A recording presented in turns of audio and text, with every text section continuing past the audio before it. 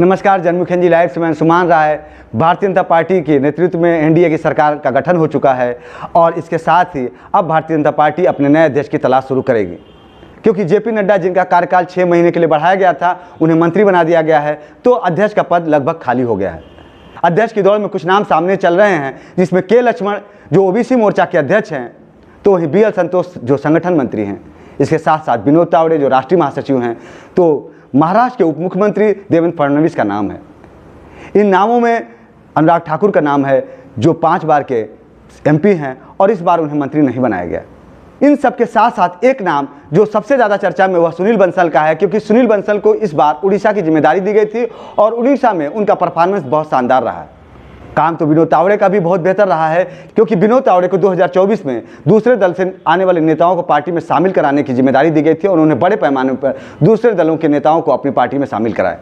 और भारतीय जनता पार्टी के पक्ष में माहौल बनाया। देवेंद्र फडणवीस और अनुराग ठाकुर युवा हैं, वहीं के लक्ष्मण काफ़ी सीनियर हैं, 67 साल के नेता हैं जो तेलंगाना से आते हैं और राज्यसभा सदस्य भी हैं। तो इन सबके बीच ओम माथुर का भी नाम है, जो उत्तर प्रदेश के प्रभारी रहे हैं। अध्यक्ष कौन बनेगा, इसे लेकर आने वाले दिनों में धीरे धीरे स्थिति साफ होगी, लेकिन अध्यक्ष उसे ही बनाया जाएगा जिस पर प्रधानमंत्री नरेंद्र मोदी और अमित शाह की खास नज़र होगी और जिस पर उनका नियंत्रण होगा। क्योंकि जिस प्रकार जेपी नड्डा ने अपना पूरा कार्यकाल निभाया है और अपने पूरे कार्यकाल के दौरान वो कभी भी प्रधानमंत्री नरेंद्र मोदी या गृह मंत्री अमित शाह से आगे चलते हुए नहीं दिखाई दिए और वे इनसे लगातार तालमेल बनाकर चल रहे थे, तो नए अध्यक्ष पर भी यह सबसे बड़ी जिम्मेदारी होगी। वही व्यक्ति अध्यक्ष बनेगा जो इन नेताओं से तालमेल बनाकर रह सके और इनसे ज़्यादा तेज चलने की कोशिश न करे, जिसमें अनुराग ठाकुर और देवेंद्र फडणवीस का नाम हो सकता है आने वाले समय में पिछड़ जाए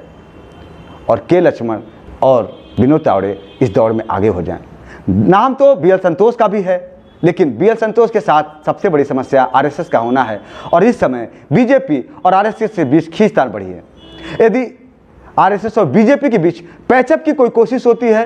तो उस दौरान BL संतोष को अध्यक्ष बनाया जा सकता है, लेकिन BL संतोष क्या नरेंद्र मोदी और अमित शाह के नियंत्रण में रह पाएंगे, यह भी एक बड़ा सवाल है। तो आने वाले समय में राजनीतिक हलकों में हो सकता है कुछ नए नाम भी सामने आए, लेकिन अभी ये 6-7 नाम सामने चल रहे हैं और इन्हीं में से हो सकता है आने वाले दिनों में कोई नया अध्यक्ष भारतीय जनता पार्टी का चुना जाए। नमस्कार।